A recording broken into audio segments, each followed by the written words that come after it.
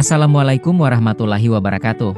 Sahabat beriman, tahukah Anda bahwa di balik sejarah panjang bangsa Yahudi, yang juga dikenal dengan sebutan Bani Israel, tersimpan kisah penuh pelajaran yang telah Allah abadikan dalam Al-Quran?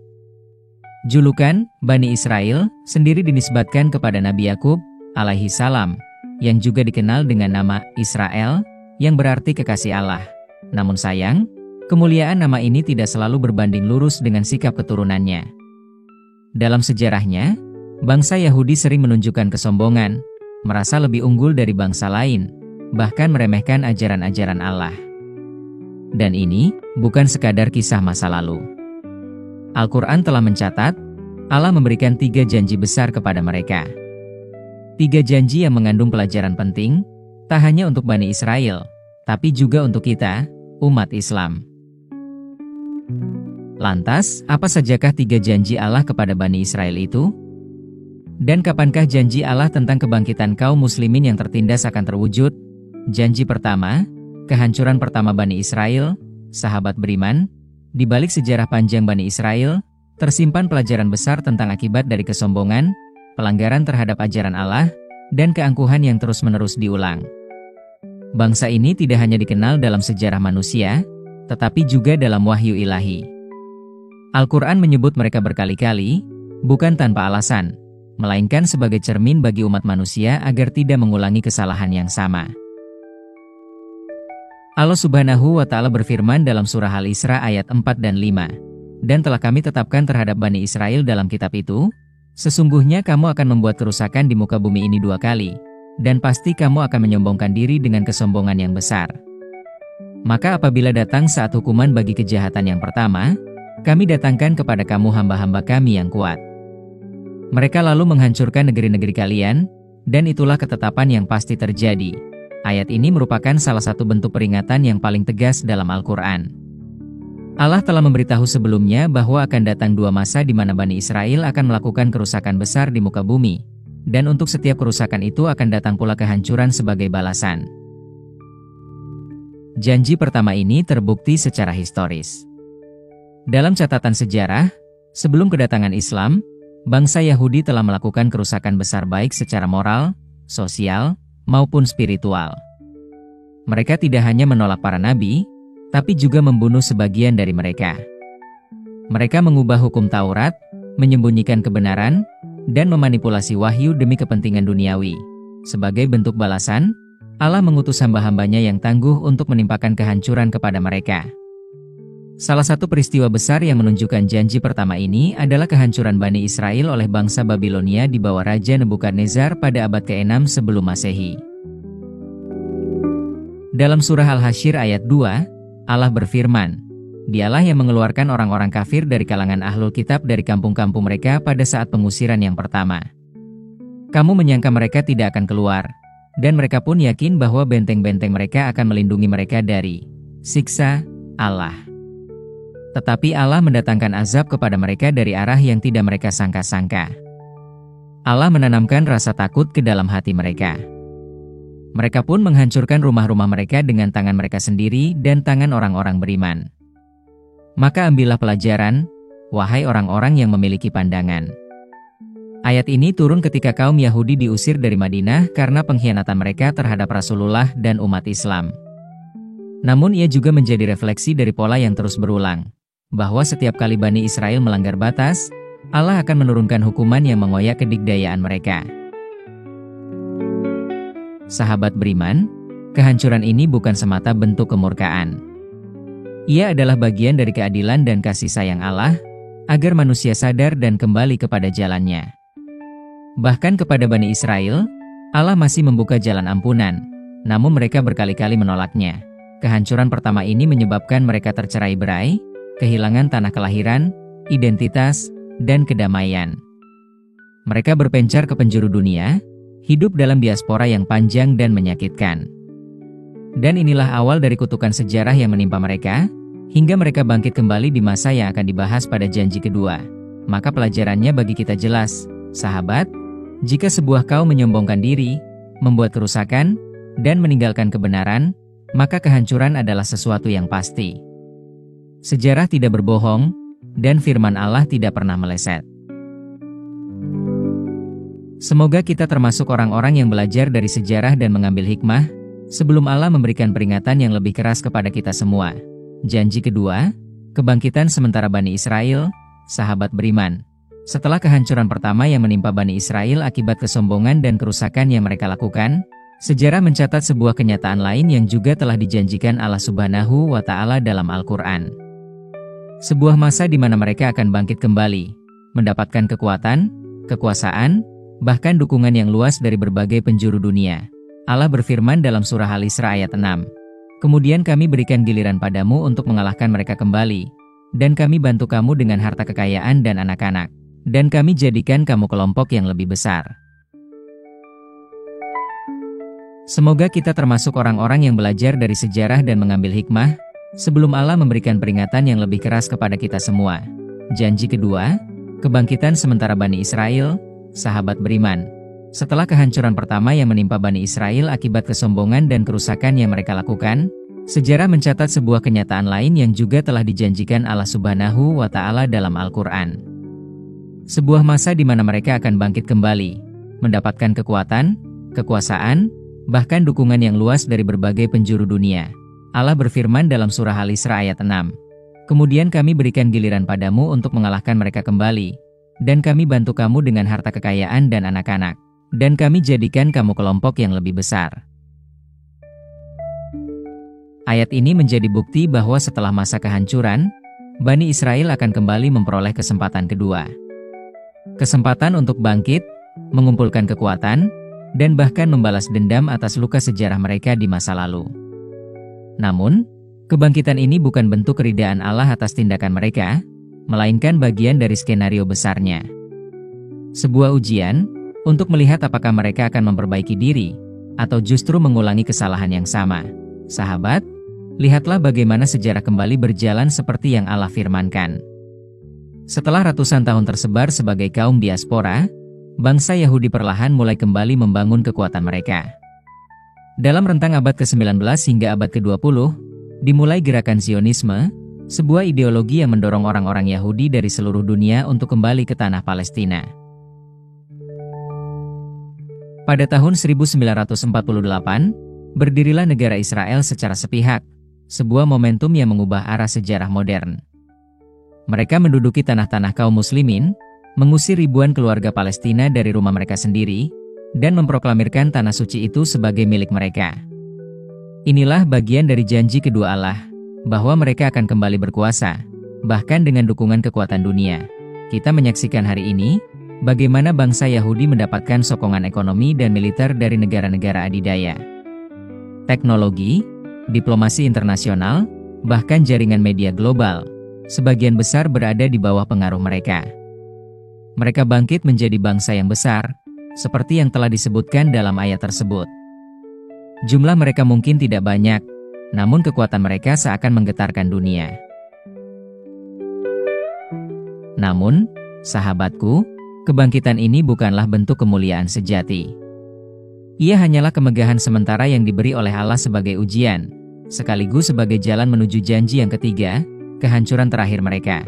Jika kita perhatikan, dalam kebangkitan mereka terdapat ciri-ciri yang sama seperti sebelumnya: kesombongan, kezaliman, dan kerusakan. Mereka bukan hanya merampas tanah Palestina, tetapi juga menodai tempat suci seperti Masjidil Aqsa, menindas anak-anak dan wanita tak berdosa, serta meremehkan kehormatan umat Islam. Kejahatan yang mereka lakukan hari ini, sesungguhnya adalah pengulangan dari dosa-dosa masa lalu. Dan sebagaimana dulu mereka dihukum, janji Allah tetap berlaku. Akan datang waktunya ketika kebangkitan ini menjadi sebab kehancuran besar berikutnya. Namun sahabat, yang juga perlu kita renungkan adalah kondisi umat Islam hari ini. Ketika Bani Israel bangkit, umat Islam justru tercerai-berai. Tidak sedikit di antara kita yang tertidur dalam kelalaian, sibuk dengan urusan duniawi, dan lupa akan tanggung jawab membela saudara-saudara seiman di Tanah Suci. Kebangkitan Bani Israel seharusnya menjadi alarm bagi umat ini. Bukan untuk membenci, tetapi untuk bangkit. Karena sebagaimana mereka punya giliran untuk berkuasa, umat Islam pun punya giliran untuk menang. Asal kita kembali kepada Allah, memperbaiki iman, dan memperkuat persaudaraan.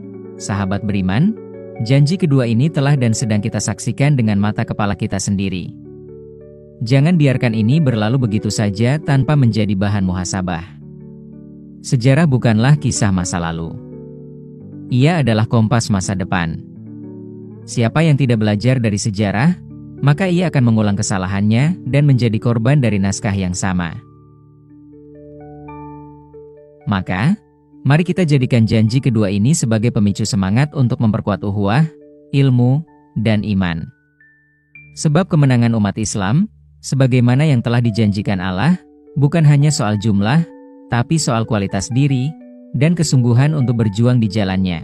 Janji ketiga, kehancuran akhir Bani Israel, sahabat beriman. Setelah kehancuran pertama yang menimpa Bani Israel, lalu disusul dengan kebangkitan mereka yang mencengangkan dunia, maka tibalah kita pada janji ketiga Allah, janji tentang kehancuran akhir yang telah ditetapkan. Inilah janji penutup dari rangkaian sejarah panjang Bani Israel. Dan sekali lagi, Allah Subhanahu wa Ta'ala menjelaskannya dengan sangat gamblang dalam surah Al-Isra ayat 7. Jika kamu berbuat baik, maka kebaikan itu untuk dirimu sendiri, dan jika kamu berbuat jahat, maka kejahatan itu untuk dirimu sendiri pula. Dan apabila datang saat hukuman atas kejahatan yang kedua, kami akan datangkan kaum lain yang akan menyuramkan wajah-wajahmu, dan mereka akan masuk ke dalam Masjid Al-Aqsa, sebagaimana musuh-musuhmu pernah memasukinya dahulu, dan mereka akan membinasakan sehabis-habisnya apa saja yang mereka kuasai. Ayat ini menjadi puncak dari siklus sejarah yang Allah tetapkan atas kaum ini. Ketika mereka kembali berbuat kerusakan seperti sebelumnya, maka akan datang azab dari arah yang tak mereka duga. Allah akan kirimkan pasukan-pasukannya, hamba-hambanya yang tangguh, yang akan menaklukkan mereka, memasuki kembali Masjid Al-Aqsa, dan menghancurkan kekuasaan mereka hingga tak tersisa. Sahabat, kita mungkin bertanya, kapan janji ini akan terjadi? Jawabannya adalah, ketika umat Islam siap. Karena sebagaimana kehancuran Bani Israel adalah janji yang pasti, maka kebangkitan kaum muslimin juga adalah janji yang nyata. Umat ini akan kembali merebut kejayaan, memasuki kembali tanah suci Palestina, dan menegakkan keadilan yang selama ini diinjak-injak. Ingatlah bagaimana dahulu Umar bin Khattab radhiyallahu anhu memasuki kota Yerusalem dengan penuh wibawa dan kerendahan hati. Tanpa pedang terhunus, tanpa bangunan hancur. Tapi dengan iman yang kokoh, persatuan yang kuat, dan keberkahan yang Allah limpahkan. Dan sejarah itu akan terulang. Umat Islam, meski hari ini terlihat lemah, tercerai-berai, dan terpuruk dalam urusan dunia, pada hakikatnya sedang berada di ujung dari siklus kebangkitan. Bangkitnya generasi muslim baru yang lebih peduli, lebih berilmu, dan lebih ikhlas, adalah tanda-tanda datangnya janji ketiga. Pelajaran dari janji-janji Allah, sahabat beriman, rangkaian 3 janji ini bukan hanya tentang Bani Israel, tapi tentang kita. Umat Nabi Muhammad, sejarah ini bukan hanya catatan tentang suatu kaum di masa lalu, tapi juga cermin untuk kita bercermin hari ini. Karena bisa jadi, apa yang menimpa mereka juga akan menimpa kita, bila kita mengulangi kesalahan mereka. Allah Subhanahu wa Ta'ala telah memperingatkan bahwa kemenangan bukan ditentukan oleh jumlah, bukan pula oleh kekayaan atau teknologi, tapi oleh kualitas iman, kesabaran, dan kesungguhan untuk memperjuangkan kebenaran. Dalam surah Al-Baqarah ayat 249, Allah berfirman, "Berapa banyak golongan yang kecil dapat mengalahkan golongan yang besar dengan izin Allah. Dan Allah bersama orang-orang yang sabar." Saat ini, umat Islam adalah umat terbesar di dunia. Tapi seringkali kita seperti buih di lautan, banyak, namun lemah dan mudah dihancurkan. Kita terpecah karena dunia, dilemahkan oleh hawa nafsu, dan lalai dalam tanggung jawab sebagai khalifah di bumi. Namun sahabat, jangan pernah putus asa, karena di balik setiap kegelapan, selalu ada cahaya. Dan janji Allah itu pasti. Sesungguhnya janji Allah adalah benar. Maka jangan sekali-kali kamu tertipu oleh kehidupan dunia, dan jangan sampai kamu tertipu oleh penipu, setan, dalam menaati Allah. Quran Surat Luqman 33, sahabat beriman, kisah Bani Israel adalah pelajaran yang tidak boleh kita lupakan. Mereka adalah kaum yang pernah dimuliakan, tapi kemudian dihina karena kesombongan mereka sendiri. Mereka diberi kesempatan kedua, tapi justru memperburuk keadaan. Dan akhirnya, mereka dijanjikan kehancuran yang menyeluruh. Kita, umat Islam, harus mengambil ibrah dari kisah ini, bahwa jika kita ingin kemenangan, kita harus kembali kepada Allah. Kembali memperbaiki diri, mempererat ukhuwah, memperjuangkan kebenaran, dan mendidik generasi baru dengan iman dan adab. Jangan biarkan sejarah hanya jadi cerita. Jadikan ia sebagai peta, agar kita tak tersesat, maka mari kita bangkit. Bukan dengan amarah, tapi dengan ilmu. Bukan dengan kebencian, tapi dengan kesabaran. Dan bukan dengan ambisi dunia, tapi dengan keyakinan akan janji Allah. Semoga kita termasuk golongan yang Allah menangkan di akhir zaman. Semoga kita menjadi saksi kembalinya Masjidil Aqsa ke tangan orang-orang beriman. Dan semoga kita tergolong dalam barisan hamba-hamba Allah yang teguh, sabar, dan dicintainya. Wallahu a'lam bishawab. Wassalamualaikum warahmatullahi wabarakatuh. Jangan lupa bagikan video ini, sahabat. Karena sebaik-baik manusia adalah yang paling bermanfaat bagi sesamanya. Kita, umat Islam, harus mengambil ibrah dari kisah ini, bahwa jika kita ingin kemenangan, kita harus kembali kepada Allah. Kembali memperbaiki diri, mempererat ukhuwah, memperjuangkan kebenaran, dan mendidik generasi baru dengan iman dan adab. Jangan biarkan sejarah hanya jadi cerita. Jadikan ia sebagai peta, agar kita tak tersesat, maka mari kita bangkit. Bukan dengan amarah, tapi dengan ilmu. Bukan dengan kebencian, tapi dengan kesabaran. Dan bukan dengan ambisi dunia, tapi dengan keyakinan akan janji Allah. Semoga kita termasuk golongan yang Allah menangkan di akhir zaman.